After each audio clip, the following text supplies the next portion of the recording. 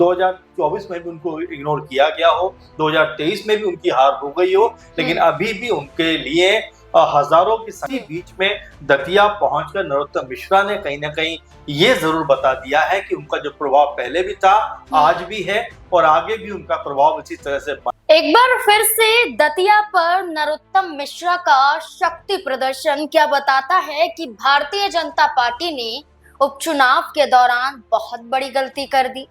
क्या नरोत्तम मिश्रा को टिकट ना देना यही बीजेपी का सबसे बड़ा गलत कदम था? अगर नरोत्तम मिश्रा को टिकट दिया जाता तो आज बीजेपी दतिया उपचुनाव में जीत जाती। क्या ये शक्ति प्रदर्शन इसी और इशारा कर रहा है या इसके पीछे कुछ खेल है? क्या नरोत्तम मिश्रा को टिकट ना मिलना और इनकी जगह आशुतोष तिवारी को उतारना, क्या यही एक बड़ी वजह थी कि नाराजगी दतिया पर देखने को मिली और भारतीय जनता पार्टी को करारी हार का सामना करना पड़ा?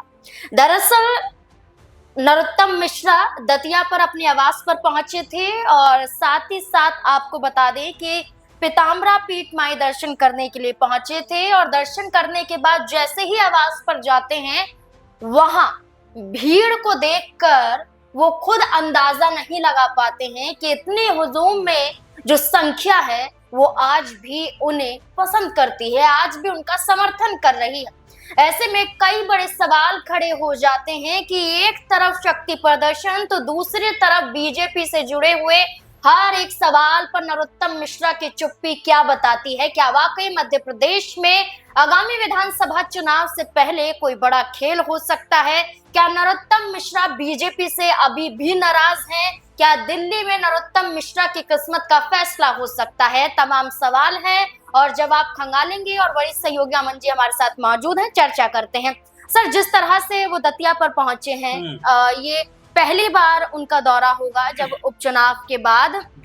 जब रिजल्ट आया, उसके बाद नरोत्तम मिश्रा पे कई तरह के सवाल खड़े होने लगे कि उनकी वजह से चुनाव हार गए, ऐसा हो गया वैसा हो गया। लेकिन अब नरोत्तम मिश्रा जिस तरह से पहुंचे और उनके समर्थकों की भीड़ का अंदाजा अगर लगाया जाए तो ये कहना गलत नहीं होगा कि नरोत्तम मिश्रा का प्रभाव अभी भी दतिया पर है। देखिए, बिल्कुल जाहिर सी बात है, अगर प्रभाव नहीं होता तो 3 बार चुनाव कैसे जीतते? किस तरह से लोग उनके लिए उमड़कर सामने आए, जब टिकट उनका कटा, रोड जाम कर दिए गए, तमाम लोग बीजेपी के ऊपर निशाना साधते हुए दिखाई पड़े, मुख्यमंत्री मोहन यादव के ऊपर निशाना साधते हुए नजर आए, तो ये नरोत्तम मिश्रा का प्रभाव ही था जो लगातार उनको मजबूत करता हुआ दिखाई पड़ा। और जब चुनाव में हार हो जाती है बीजेपी प्रत्याशी आशुतोष तिवारी की, उस वक्त भी नरोत्तम मिश्रा को लेकर तमाम तरह की चर्चा हुई कि क्या इनकी वजह से ये हार हुई है। तो आप ये मानकर चलिए कि भले ही नरोत्तम मिश्रा को टिकट ना दिया गया हो, भले ही 2024 में भी उनको इग्नोर किया गया हो, 2023 में भी उनकी हार हो गई हो,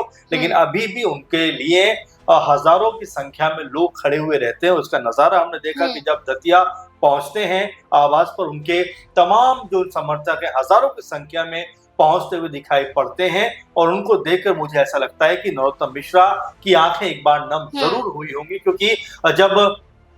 उनका टिकट कटा था और जब आशुतोष तिवारी के लिए प्रचार प्रसार करने की शुरुआत की थी, मंच पर ही भावुक हो पड़े थे, रो पड़े थे। कुछ ऐसा ही नजारा यहाँ पर भी देखने को मिलेगा कि भले ही अब वो पहले की तरह बीजेपी की तरफ से मजबूत नेता के तौर पर ना दिखाई पड़ते हो, लेकिन उनके समर्थकों के अंदर अभी भी वही मजबूती दिखाई पड़ती है। इसीलिए जब दतिया पहुंच जाते हैं नरोत्तम मिश्रा, तो हजारों की संख्या में समर्थक न सिर्फ उमड़ते हैं बल्कि यहाँ पर जोरदार तरीके से नारेबाजी करते हैं कि शेर आया, शेर आया, और इस तरह के नारे लगाते हुए ये बताने का जरूर प्रयास किया कि भले ही आप पार्टी के अंदर उनका कद कम कर दें, भले ही आप उनको टिकट ना दें, लेकिन उनके दिलों में, यानी जो समर्थक हैं,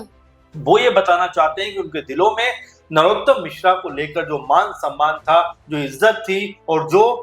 लगातार उनके लिए उन्होंने प्रयास किया था, वो आगे भी इस तरह का प्रयास करते रहेंगे। सर, जिस तरह से नरोत्तम मिश्रा पहुंचे हैं, उनके साथ पूर्व जिला अध्यक्ष रघुवीर सिंह कुशवाहा भी मौजूद थे। ये वही चेहरा है जब इस्तीफा पेश करते हैं तो बीजेपी नहीं स्वीकार करती है और हार के बाद इनसे ही इस्तीफा लिया जाता है, तो आरोप बीजेपी पर ही लगाते हैं ये कि बिना जांच किए हुए, बिना नोटिस जारी किए हुए इस्तीफा ले लिया जाता है। आज नरोत्तम मिश्रा के साथ उनका नजर आना क्या बताता है कि क्या वाकई बीजेपी से खफा है लेकिन नरोत्तम मिश्रा से नहीं है? देखिए, बिल्कुल जाहिर सी बात है, क्योंकि इस बात को लेकर भी काफी चर्चा हुई थी कि जब नरोत्तम मिश्रा का टिकट कटा, उसके बाद में तमाम बीजेपी के समर्थक सड़कों पे आ गए और यहाँ तक कि जिले के तमाम जो पदाधिकारी थे, जिसमें जिला अध्यक्ष रघुवीर कुशवाहा भी थे, उन्होंने, उनके साथ में तमाम लोगों ने एक साथ सामूहिक रूप से इस्तीफा देकर ये बताया कि नरोत्तम मिश्रा की वैल्यू,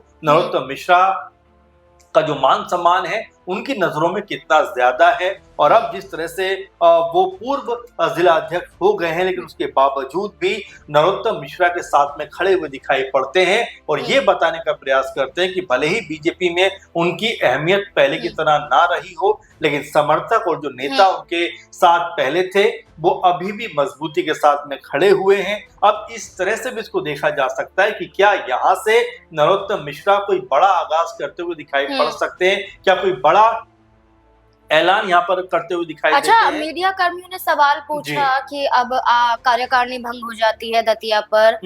तो अब बीजेपी का फैसला क्या होगा, किन चेहरों को आगे किया जाएगा, क्या पुराने चेहरे रिपीट हो सकते हैं, इसके साथ साथ दिल्ली दौरे को लेकर चर्चा की जाती है, तो कोई जवाब नरोत्तम मिश्रा की तरफ से नहीं आता। देखिए, आपको ये भी याद होगा कि आशुतोष तिवारी चुनाव हारने के बाद कहते हैं कि मैं अब दतिया से वापस नहीं जाऊंगा, यहीं पे रहूंगा, लोगों के बीच में रहूंगा। यानी एक तरीके से उन्होंने इशारा कर दिया कि चुनाव भले ही मैं हारा हूं, लेकिन 2028 के लिए मैंने अभी से ग्राउंड बनाना शुरू कर दिया, अभी से अपनी तैयारी को शुरू कर दिया। क्योंकि जब उपचुनाव हुआ था तो आनंद फानंद में उनका नाम निकलकर सामने आता है,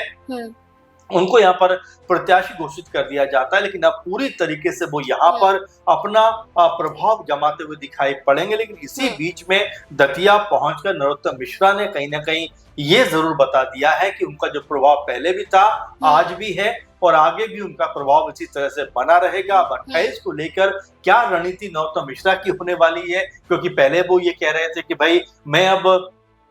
सक्रिय पॉलिटिक्स से थोड़ा सा अलग हटना चाहता हूं, लेकिन क्या अब उनका इरादा बदलता हुआ दिखाई पड़ेगा, क्योंकि बीजेपी की जो नई टीम बनी है, नई सदस्यों की टीम जो सामने आई है, उसमें भी नरोत्तम मिश्रा का कहीं कोई नाम नहीं है, बल्कि उनके समर्थक यहां तक कहते हुए नजर आए थे कि उनका नाम इसमें होना चाहिए था। तो कुल मिला जुला कर ये देखा भी जा रहा है और कहा भी जा रहा है कि नरोत्तम मिश्रा को लेकर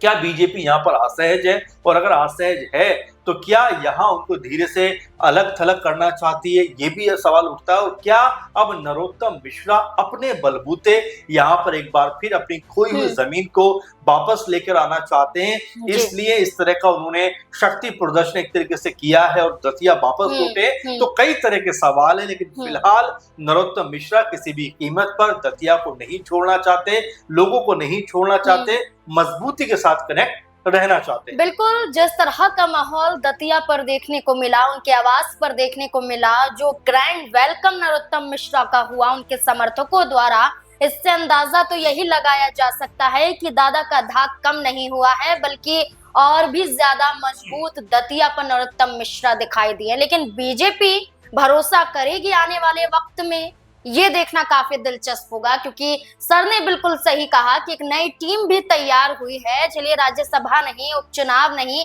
लेकिन नई टीम में तो मौका दिया जा सकता था, लेकिन नई टीम में भी मौका नरोत्तम मिश्रा को नहीं दिया जाता है। इसके बाद कई बड़े सवाल हैं, सवालों के बीच में नरोत्तम मिश्रा हैं और नरोत्तम मिश्रा का शक्ति प्रदर्शन है। अब ऐसे में देखना होगा कि आने वाले वक्त में बीजेपी का क्या फैसला होगा। आपको क्या लगता है नरोत्तम मिश्रा के इस प्रभाव को देखकर? अपनी राय हमारे साथ जरूर साझा करें। धन्यवाद।